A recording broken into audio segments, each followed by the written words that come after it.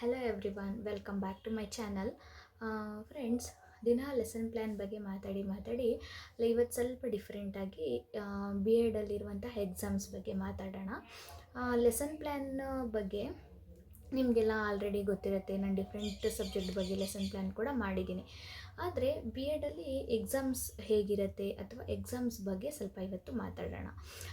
ಎಕ್ಸಾಮ್ಸಿಗೆ ಸಂಬಂಧಪಟ್ಟ ಹಾಗೆ ತುಂಬ ಜನಕ್ಕೆ ಒಂದು ಕ್ವೆಶ್ಚನ್ ಇರುತ್ತೆ. ಏನು ಅಂತ ಅಂದರೆ, ಬಿ ಎಡಲ್ಲಿ ಎಕ್ಸಾಮ್ಸ್ಗಳು ಯಾವ ಥರ ಇರುತ್ತೆ ಮತ್ತು ಯಾಕೆ ಅದನ್ನು ಡಿವೈಡ್ ಮಾಡಿರ್ತಾರೆ, ಪಾರ್ಟಿಷನ್ ಮಾಡಿರ್ತಾರೆ ಅಂತ.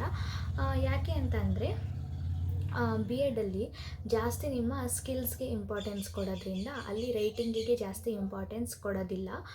ರೈಟಿಂಗ್ ಅದಕ್ಕೆ ಅವರು ಮೆನ್ಷನ್ ಮಾಡಿಬಿಟ್ಟಿರ್ತಾರೆ. 5 ಮಾರ್ಕ್ಸಿಗೆ 1.5 ಪೇಜೇ ಬರೀಬೇಕು, 3 ಮಾರ್ಕ್ಸಿಗೆ ಹಾಫ್ ಪೇಜೇ ಬರೀಬೇಕು, 10 ಮಾರ್ಕ್ಸಿಗೆ 3 ಪೇಜಸ್ಸೇ ಬರೀಬೇಕು ಅಂತ. ನೀವು ಜಾಸ್ತಿ ಬರೆದ್ರೂ ಕೂಡ ಬುಕ್ಲೆಟ್ ಸಾಲ್ದಂಗೆ ಆಗುತ್ತೆ. 10 ಮಾರ್ಕ್ಸಿಗೆ ನೀವು 3 ಪೇಜಸ್ ಬರೀಬೇಕಾದ್ರೆ 10 ಮಾರ್ಕ್ಸ್ ಕ್ವೆಶನ್ನ ಅವರು 3 ಕ್ಯಾಟಗಿರಿ ಅಥವಾ 2 ಕ್ಯಾಟಗಿರಿ 2 ಮಾರ್ಕ್ಸ್ 2 ಟೈಪ್ಸ್ ಆಫ್ ಮಾರ್ಕ್ಸಿಂದ ಡಿವೈಡ್ ಮಾಡಿರ್ತಾರೆ. ಹೆಂಗೆ ಅಂತಂದರೆ, ಫಾರ್ ಎಕ್ಸಾಂಪಲ್ಲಿಗೆ ಯಾವುದಾದ್ರೂ ಡೆಫಿನೇಷನ್ ಮತ್ತು ಅದ್ರದ್ದು ಇಂಪಾರ್ಟೆನ್ಸ್ ಕೇಳಿದರು ಅಂತಂದರೆ ಡೆಫಿನೇಷನ್ಗೆ 2 ಮಾರ್ಕ್ಸು, ಇಂಪಾರ್ಟೆನ್ಸ್ಗೆ 8 ಮಾರ್ಕ್ಸು, ಈ ಥರ ಡಿವೈಡ್ ಮಾಡಿರ್ತಾರೆ. ಇಲ್ಲಾಂದರೆ ಒಂದೊಂದು ಸತಿ ಮೀನಿಂಗಿಗೆ 2 ಮಾರ್ಕ್ಸು, ಡೆಫಿನೇಷನಿಗೆ 2 ಮಾರ್ಕ್ಸು ಮತ್ತು ಇಂಪಾರ್ಟೆನ್ಸಿಗೆ 6 ಮಾರ್ಕ್ಸು. ಈ ಥರ ಇಂಪಾರ್ಟೆನ್ಸ್ ಕರೆಕ್ಟಾಗಿ ವಾಚ್ ಮಾಡೋದು ಮತ್ತು ಮೀನಿಂಗ್ನ ಕರೆಕ್ಟಾಗಿ ವಾಚ್ ಮಾಡಬೇಕು ಅನ್ನೋ ಒಂದು ಮೈಂಡ್ ಸೆಟ್ಟಿಂದ ಈ ಥರ ಮಾರ್ಕ್ಸ್ನ ಡಿವೈಡ್ ಮಾಡಿರ್ತಾರೆ.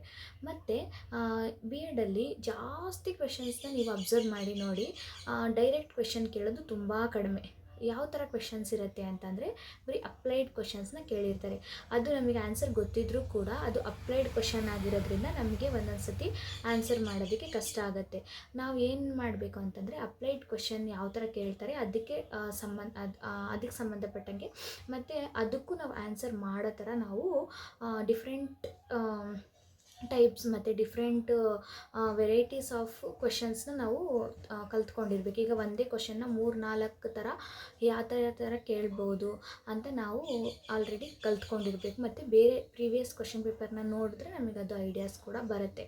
ಸೊ ಕ್ವೆಶನ್ ಪೇಪರ್ ಏನಕ್ಕೆ ಈ ಥರ ಅಪ್ಲೈಡ್ ಆಗಿರುತ್ತೆ ಅಂತಂದರೆ, ಫಾರ್ ಎಕ್ಸಾಂಪಲಿಗೆ ನೀವು ನೆಕ್ಸ್ಟ್ ಟೀಚರ್ ಆಗೋರಲ್ವಾ, ಅದಕ್ಕೆ ಈಗ ಸ್ಕೂಲಲ್ಲಿ ಏನಾದರೂ ಟೀಚ್ ಮಾಡೋಕ್ಕೆ ಹೋದಾಗ ಮಕ್ಕಳಿಗೆ ನೀವು ಒಂದೇ ಟಾಪಿಕ್ನ ಡಿಫ್ರೆಂಟ್ ಹ್ಯಾಂಗಲಲ್ಲಿ ನೀವು ಎಕ್ಸ್ಪ್ಲೇನ್ ಮಾಡಬೇಕಾಗತ್ತೆ. ಸೊ ಅದಕ್ಕೋಸ್ಕರ ನಿಮಗೆ ಎಷ್ಟು ನಾಲೆಡ್ಜ್ ಇದೆ, ನೀವು ಆ ಕ್ವೆಶನ್ಗೆ ಯಾವ ಥರ ಆನ್ಸರ್ ಬರೀತೀರಾ, ನಿಮ್ಮ ಸ್ಕಿಲ್ಸ್ ಹೆಂಗಿದೆ ಅನ್ನೋದನ್ನು ನೋಡೋದಕ್ಕೋಸ್ಕರ ಕ್ವೆಶನ್ನ ಸ್ಪ್ಲಿಟ್ ಮಾಡೋದು ಮತ್ತು ಕ್ವೆಶನ್ನ ಅಪ್ಲೈಡಾಗಿ ಕೇಳೋದು ಈ ಥರ ಮಾಡಿರ್ತಾರೆ. ಯಾವ ಕ್ವೆಶನ್ನ ಡೈರೆಕ್ಟಾಗಿ ಕೇಳ್ತಾರೆ ಅಂತಂದರೆ, ಮೆಜಾರಿಟಿ ಆಫ್ ಏನು ನಿಮ್ಮ ಸಿಲೆಬಸ್ ಇರುತ್ತಲ್ಲ ಆ ಕ್ವೆಶನ್ನ ಡೈರೆಕ್ಟಾಗಿ ಕೇಳ್ತಾರೆ.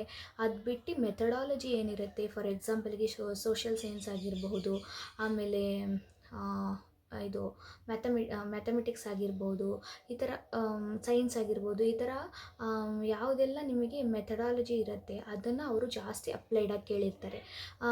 ಇದು ಏನು subject wise questions, languages, Kannada ಆ ಥರ ಇಂಗ್ಲೀಷು, ಆ ಥರ ಲ್ಯಾಂಗ್ವೇಜಸ್ ಕ್ವೆಶನ್ಸ್ನ ಡೈರೆಕ್ಟಾಗಿ ಕೇಳಿರ್ತಾರೆ.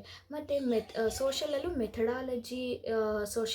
ಮೆಥಡಾಲಜಿ ಕ್ವೆಶನ್ಸ್ನ ಕೆಲವೊಂದು ಕ್ವೆಶನ್ಸ್ನ ಡೈರೆಕ್ಟಾಗಿ ಕೇಳಿರ್ತಾರೆ. ಇನ್ನೂ ಕೆಲವೊಂದು ಅಂದರೆ ಯಾವೆಲ್ಲ ಕ್ಲಾಸ್ ರೂಮ್ಗೆ ಸಂಬಂಧಪಡುತ್ತೆ ಆ ಕ್ವೆಶನ್ನ ಆಲ್ಮೋಸ್ಟ್ ಅಪ್ಲೈಡಾಗಿ ಕೇಳಿರ್ತಾರೆ. ಯಾವ ಕ್ವೆಶನ್ನ ಡೈರೆಕ್ಟಾಗಿ ಕೇಳಿರ್ತಾರೆ ಅಂತಂದರೆ, ಲೈಬ್ರರಿ ಯೂಸಸ್ ಬಗ್ಗೆ ಆಗಿರ್ಬೋದು, ಆಮೇಲೆ ಕ್ಷೇತ್ರ ಪ್ರವಾಸ ಹೆಂಗೆ ಕೈಗೊಳ್ತೀರಾ, ಇದನ್ನೆಲ್ಲ ಡೈರೆಕ್ಟಾಗಿ ಕೇಳ್ತಾರೆ. ಇಂಪಾರ್ಟೆನ್ಸ್ ಅದೆಲ್ಲ ಡೈರೆಕ್ಟ್ ಕ್ವೆಶನ್ಸ್ ಇರುತ್ತೆ. ಯಾವುದು ಅಪ್ಲೈಡ್ ಆಗಿರುತ್ತೆ ಅಂತಂದರೆ, ಕ್ಲಾಸ್ ರೂಮ್ಗೆ ಯಾವುದೆಲ್ಲ ಕ್ಲಾಸ್ ರೂಮ್ ಎನ್ವಿರಾನ್ಮೆಂಟಿಗೆ ಯಾವ ಕ್ವೆಶನ್ನೆಲ್ಲ ಸಂಬಂಧಪಡುತ್ತೆ. ಫಾರ್ ಎಕ್ಸಾಂಪಲ್ಗೆ ನೀವು ಮಕ್ಕಳನ್ನ ಹೆಂಗೆ ಎಂಗೇಜ್ ಮಾಡ್ತೀರಾ, ಮತ್ತು ಅವರಿಗೆ ಹೆಂಗೆ ನೀವು ಕಾನ್ಸಂಟ್ರೇಟ್ ಜಾಸ್ತಿ ಮಾಡ್ತೀರಾ, ಮತ್ತು ಪರಿಹಾರ ಬೋಧನೆನ ಹೆಂಗೆ ಟೀಚ್ ಮಾಡ್ತೀರಾ, ಅದನ್ನು ಮಕ್ಕಳ ಮೇಲೆ ಹೆಂಗೆ ಇದು ಮಾಡ್ತೀರಾ, ಮತ್ತು ಯಾವುದಾದ್ರೂ ಒಂದು ಪಾಠದ್ದು ಹೆಸರು ಕೊಟ್ಬಿಟ್ಟು ಈ ಪಾಠನ ನೀವು ಮಕ್ಕಳಿಗೆ ಹೆಂಗೆ ಕನ್ವೆ ಮಾಡ್ತೀರಾ, ಈ ಥರ ಜಾಸ್ತಿ ಅಪ್ಲೈಡ್ ಕ್ವೆಶನ್ನ ಕೇಳ್ತಾರೆ ಮೆಥಡಾಲಜಿಯಲ್ಲಿ.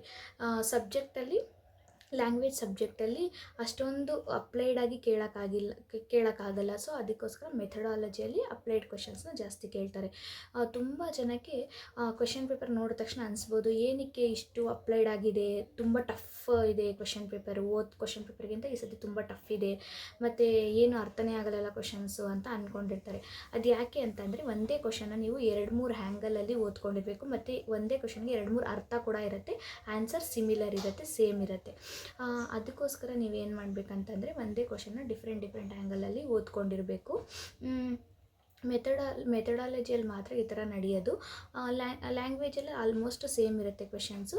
ಮತ್ತು ನಿಮ್ಮ ಕರಿಕ್ಯುಲಮ್ ಏನಿರುತ್ತೆ ಅದು ಕೂಡ ಡೈರೆಕ್ಟ್ ಕ್ವೆಶನ್ಸೇ ಇರುತ್ತೆ. ಏನಿದ್ರೂ ಈ ಅಪ್ಲೈಡ್ ಕ್ವೆಶನ್ ಯಾವುದಕ್ಕೆ ಸಂಬಂಧಪಡುತ್ತೆ ಅಂತಂದರೆ ಸ್ಕೂಲ್ ಆಗಿರ್ಬೋದು, ಕ್ಲಾಸ್ ರೂಮ್ ಆಗಿರ್ಬೋದು, ಟೀಚರು, ಸ್ಟೂಡೆಂಟು, ಅದಕ್ಕೆ ಸಂಬಂಧಪಟ್ಟಂಥ ಕ್ವೆಶನ್ ಬಂದಾಗ ಮಾತ್ರ ಅಪ್ಲೈಡ್ ಕ್ವೆಶನ್ಸ್ ಇರುತ್ತೆ. ಮಿಕ್ಕಿದ ಕರಿಕ್ಯುಲಮ್ಗೆ ಸಂಬಂಧಪಟ್ಟಿದ್ದೆಲ್ಲ ಡೈರೆಕ್ಟ್ ಕ್ವೆಶನ್ಸೇ ಇರುತ್ತೆ. ನೀವು ಜಸ್ಟ್ ಸ್ವಲ್ಪ ಏನಾದರೂ ಈ ಥರ ಅಪ್ಲೈಡ್ ಕ್ವೆಶನ್ ಬಂದಾಗ ಆನ್ಸರ್ಸ್ ನಿಮಗೆ ಗೊತ್ತಿರುತ್ತೆ. ಅಕಸ್ಮಾತ್ ಗೊತ್ತಿಲ್ಲ ಅಂತ ಅಂದರೆ ನೀವೇನು ಪ್ರಾಕ್ಟಿಕಲ್ಲಾಗಿ ಮೈಕ್ರೋ ಟೀಚಿಂಗ್ ಮಾಡಿರ್ತೀರ, ಮ್ಯಾಕ್ರೋ ಟೀಚಿಂಗ್ ಮಾಡಿರ್ತೀರ, ಅದನ್ನು ನೀವು ನೆನಪಿಸ್ಕೊಂಡ್ರೆ ಕೆಲವೊಂದು ಪಾಯಿಂಟ್ಸ್ಗಳು ನಿಮಗೆ ನೆನಪು ಬರುತ್ತೆ. ಆ ಪಾಯಿಂಟ್ಸ್ನ ತೊಗೊಂಡು ನೀವು ಓನ್ ಆನ್ಸರ್ಸ್ ಕೂಡ ಬರಿಬೋದು. ಇಲ್ಲಿ ಪರ್ಟಿಕ್ಯುಲರಾಗಿ ಬುಕ್ಕಲ್ಲಿ ಏನಿದೆ ಅದೇ ಆನ್ಸರ್ಸ್ನ ಬರಿಬೇಕು ಅಂತ ಯಾರೂ ಎಕ್ಸ್ಪೆಕ್ಟ್ ಮಾಡಲ್ಲ. ಬಿ ಎಡಲ್ಲಿ ಏನು ಅಂತಂದರೆ ನಿಮ್ಮ ಸ್ಕಿಲ್ ಹೆಂಗಿದೆ, ನೀವು ಅದನ್ನು ಹೇಗೆ ಕನ್ವೆ ಮಾಡ್ತೀರಾ ಅದನ್ನಷ್ಟೇ ನೋಡೋದು. ಸೊ ಅದಕ್ಕೋಸ್ಕರ ಅಪ್ಲೈಡ್ ಕ್ವೆಶನ್ ಬಂದಾಗ ನಿಮ್ಮ ಕ್ವೆಶನ್ನಿಗೆ ಸ್ವಲ್ಪ ಯೋಚನೆ ಮಾಡಿ ಅದಕ್ಕೆ ಪಾಯಿಂಟ್ ಯಾವ ಥರ ಸೂಟ್ ಆಗುತ್ತೆ, ಅದು ನಿಮಗೆ ಓನ್ ಪಾಯಿಂಟ್ಸ್ ಬರುತ್ತಾ, ಅಥವಾ ನೀವು ಟೀಚ್ ಮಾಡಿದ್ದೀರಲ್ಲ ಪ್ರಾಕ್ಟಿಕಲಿಂದ ಕೆಲವೊಂದು ಪಾಯಿಂಟ್ಸ್ನ ನೀವು ತೊಗೋಬಹುದಾ ಅಂತ ಯೋಚನೆ ಮಾಡಿ ಬರೆದ್ರೆ ಅದರಿಂದ ನಿಮ್ಮ ಸ್ಕಿಲ್ನ ನೀವು ಇನ್ನೊಂದು ಸ್ವಲ್ಪ ಎಲಾಬ್ರೇಟಾಗಿ ಅವ್ರಿಗೆ ತೋರಿಸ್ಬೋದು. ಅವರಿಗೂ ಕೂಡ ಆನ್ಸರು ಒಂದು ಸ್ವಲ್ಪ ಸ್ಯಾಟಿಸ್ಫೈಡ್ ಆಗಿ ಇರುತ್ತೆ. ಆಗ ನಿಮಗೂ ಕೂಡ ಚೆನ್ನಾಗಿ ಮಾರ್ಕ್ಸ್ ತೊಗೊಳೋದಕ್ಕೆ ಸಾಧ್ಯ ಆಗುತ್ತೆ. ಸೊ ಕ್ವೆಶನ್ ಪೇಪರ್ ಯಾಕೆ ಇಷ್ಟು ಟ್ವಿಸ್ಟ್ ಮಾಡಿರ್ತಾರೆ ಮತ್ತು ಯಾಕೆ ಇಷ್ಟು ಟಫ್ ಇರುತ್ತೆ ಅಂತಂದರೆ ಇದೇ ಒಂದು ರೀಸನ್ನು. ಬಿ ಎಡಲ್ಲಿ ಕ್ವೆಶನ್ಸು ಆಲ್ಮೋಸ್ಟ್ ಎಲ್ಲರೂ ಟಫ್ ಕ್ವೆಶನ್ಸ್ ಇರುತ್ತೆ. ಲಾಸ್ಟ್ ಇಯರಿಗೂ ಈ ಇಯರಿಗೂ ಸಂಬಂಧನೇ ಇಲ್ಲ. ಪ್ರೀವಿಯಸ್ ಕ್ವೆಶನ್ ಪೇಪರ್ ಓದ್ಕೊಂಡ್ರೂ ಅದ್ರದ್ದು ರಿಪೀಟ್ ಆಗಿಲ್ಲ ಕ್ವೆಶನ್ಸ್ ಅಂತಾರೆ, ಬಟ್ ರಿಪೀಟ್ ಆಗಿರುತ್ತೆ.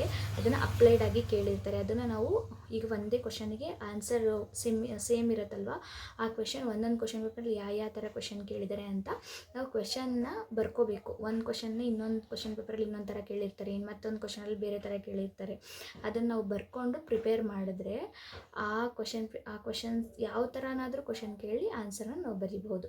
ಸೊ ಬಿ ಎಡಲ್ಲಿ ಕ್ವೆಶನ್ ಮತ್ತು ಕ್ವೆಶನ್ ಪೇಪರು ಕಷ್ಟ ಇರುತ್ತೆ ಅಂತ ಅಂದ್ಕೊಂಡಿರ್ತೀರಲ್ವ. ಇನ್ನು ಮುಂದೆ ನಾನು ಹೇಳಿದಂಥ ಈ ಟಿಪ್ಸ್ನ ನೀವು ಫಾಲೋ ಮಾಡಿ.